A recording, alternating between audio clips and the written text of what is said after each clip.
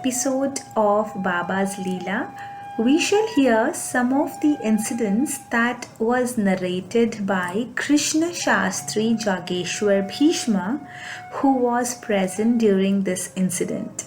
He says, "We were all sitting near Baba during Aarti time. As usual, Babu Saheb was to perform the Aarti, but all of a sudden, Lord Narsimha entered Baba's body and Baba threw away the Aarti plate and all the items which were kept for offering to God.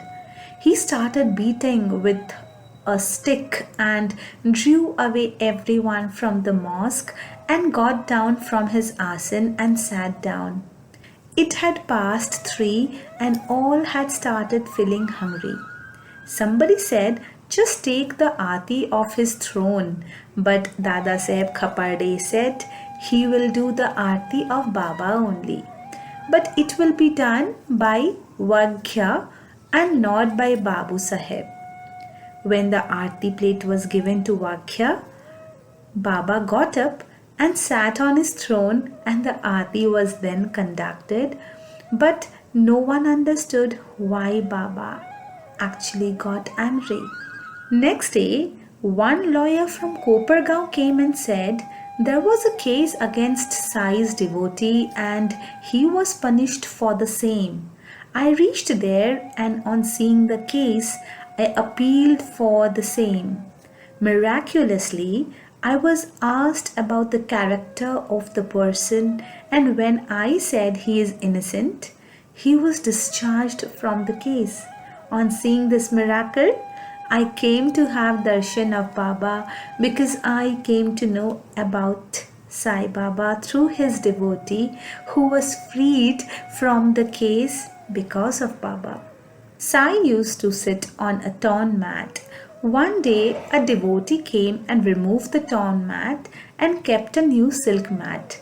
When Baba came and saw that his mat was removed, he got very angry and threw the silk mat and started shouting. He became quiet after the old torn mat was kept there.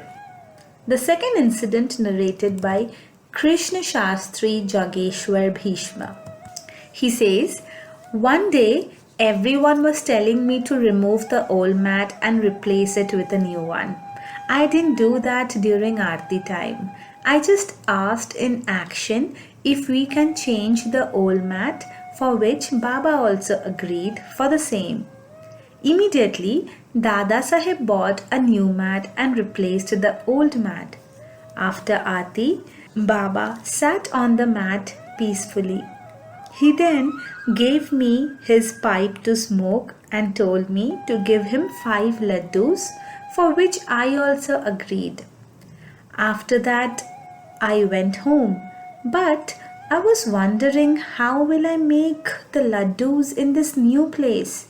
I will have to take the help of others, which is wrong. And why did Baba ask only 5 laddus from me? With these thoughts, I went off to sleep. But I woke up all of a sudden and I composed a shlok. In the morning, I composed another shlok. Mr. Dikshit, who was on the way to meet Baba, he saw the shlok and went to see Baba later. I also had my bath later and went to see Baba. He immediately asked for the laddus. I didn't say anything, but Mr. Dikshit said, they are being prepared, Baba, and on hearing that, Sai sat peacefully. Next day, I wrote 5 shlokas on a paper and gave it to Baba. I tried writing more than 5 shlokas though, but I couldn't write the 6th shlok. Baba asked me to read it out to him. When I was reading them, Baba kept his hand on my head, and at that time the feeling that I cannot explain it in words. After that, I used to write shlokas and read it out to Sai with his permission, and in this way, I wrote the book Sainath Shagunopasana, which I laid at his feet, and it was given to Gorakshan. The third incident is of Megha. Megha was a devotee of Baba and Sai was very fond of him. He had served taking lots of efforts with the instructions of his employer. But when he felt that Sai Baba is a Muslim, why should I bathe him? After that, he left the service and went back to his village, but he fell sick. When he felt better and went to Shiva's temple, he saw Baba in place of the Shivling. Then he returned to Shiridi and Baba made him to recite Gayatri Mantra and cleaned him totally. When Megha died, Baba came, touched his whole body and cried for about 5 minutes. He then consoled himself, saying, "How much will you cry?" and gave the permission to cremate the body of Megha. In the next Leela, we'll listen to an experience narrated by Anand Ramchandra Padve, who was one of Baba's intimate devotee. He says, 30 years ago, my father-in-law, Mr. Babli, who was a lawyer from Ahmednagar, was a great devotee of Sai Baba. I was the priest of Mohini Raj's temple in Nevasa. I have a son. Before this, many children were born in my house, but all died at a very young age. My father-in-law, Nana Sahib, was a friend of Chandorkar. At the request of my father-in-law, I went to Shiridi with my son and wife. My wife and I did not share our grief in front of anyone, and my wife mentally prayed to Baba to bless us by having a healthy and long-lived child. Keeping his hand on his head, Baba said, "Don't worry about anything." After this, a girl and 3 sons were born in my house. They are all alive. Only one boy died at the age of 17. During this first Shiridi visit, Baba asked me for dakshina. On giving him some dakshina, Baba asked for more. He did this till all the money ran out of my pocket. I wanted to give Baba 1 rupee, but due to some reason I could not give him 1 rupee. Coming back home, I told the whole thing to my wife.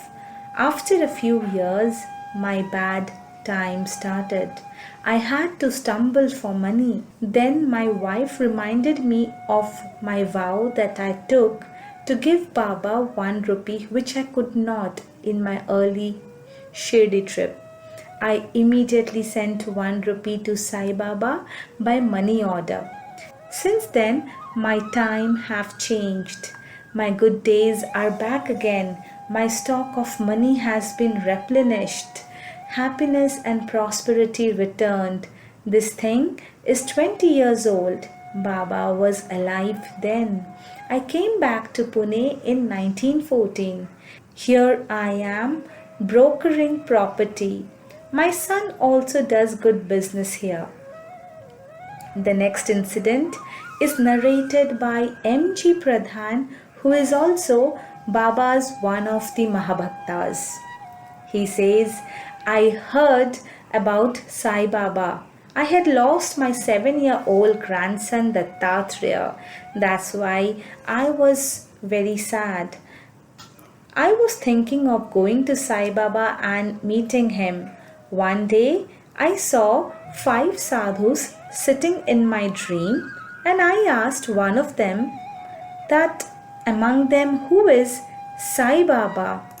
He then pointed to another and called him that he is Sai Baba. Then I offered Sitafal, Ramfal, etc. from my garden to Sai Baba in Shirdi. After offering all this to him, I saw him and sat down just beside him. The form that I saw in the dream of Sai Baba is the same form and features of Sai Baba that I saw in Shiridi. Baba insulted me, abused me, and said, "Why do you throb for the death of your son? He got merged with Mother Earth. Body always merges with Mother Earth. Why bother about it?" He again said, "Spread your ramphal far across," which means that after getting knowledge, share the knowledge with others. Then Baba told a devotee the complete description of the garden of my house, the exact number of ramphal, sitafal, etc., the trees in which direction they were planted. Baba described him in such a way as if he is a neighbor who sees my garden every day. He told others that 15 days ago I had lost my son and now in vain I am getting worried and sad about him. Baba was strengthening my faith in him by removing my sorrow. In this way, he was telling everyone about me as if he knew everything about me. I stayed there for 4 days. Baba gave me information about other devotees who came to meet Baba. By doing this, Baba gave proof of his omniscience and omnipresence. This was the beginning of my faith in Baba, which proved to be very useful for my spiritual and worldly life. I did not go to Shirdi again till the year 1935. I have full faith in Baba. Whenever I get into some trouble, I remember him in my dreams and he helps me. I haven't had such a dream for the last 2 years and I haven't been able to have any contact. My faith was shaken for the first time when I went to Shirdi for the first time. I suddenly got leave and money. Long after Baba's Samadhi, I had an experience like this. In 1932, my younger son suddenly developed high fever. After 3 to 4 days of fever, his heart stopped beating. Our doctor, Mr. J, MBBS, was called to check on our son. He told that the child's breathing has stopped and our son died. He started comforting my wife, but I felt something strange and unusual. I applied Baba's Udi immediately on my child and kept Baba's picture near the child, prayed to Baba with a sincere heart. The doctor said that I am superstitious. I told the doctor that Baba is the real God. He is Lord. He is Dattatreya, and Baba will protect his child. After 40 minutes, the boy came back to his senses. He got up and immediately started playing. In this episode of Baba's Leela, we'll hear an incident which is narrated by Kashinath Kadirao Gadge. He says, Sri Ramchandra Tikotkar is our Kulguru. My personal guru is Ramanand Bidkar Maharaj. He was a storehouse of wisdom, knowledge, and amazing powers. After preaching to me, he advised me to meet many saints whom he had personally met. He also gave me a list of the names of all these saints. And meeting all of them, I will feel the relation between all the saints and that I will be greeted with respect. On having such experience, I will have complete faith in the teachings and orders given by my Guruji. One of the saints was Sai Baba of Shiridi, to whom I received permission from my Guruji in 1898. Guruji also 25 years ago, that is 1873, met Sai Baba. In May 1912 or 1913, during the holiday, I went to see Sai Baba. In those days, there was a sub-church in Khamgao. As soon as I met Sai Baba, he, without having known me or without any previous connection, addressed me as Welcome, Ramdas. My name is not Ramdas, but as my Guru said, he will welcome you. It got confirmed in Shiridi, and the word Ramdas is related to my Guru Ramanand Birkar. In Shirdi, I stayed with my college friend Bala Bhatt, who had devoted his whole life to Baba's name, and he used to reside in Shirdi while serving Baba with immense devotion. Om Shri Sai Nathaya Namaha.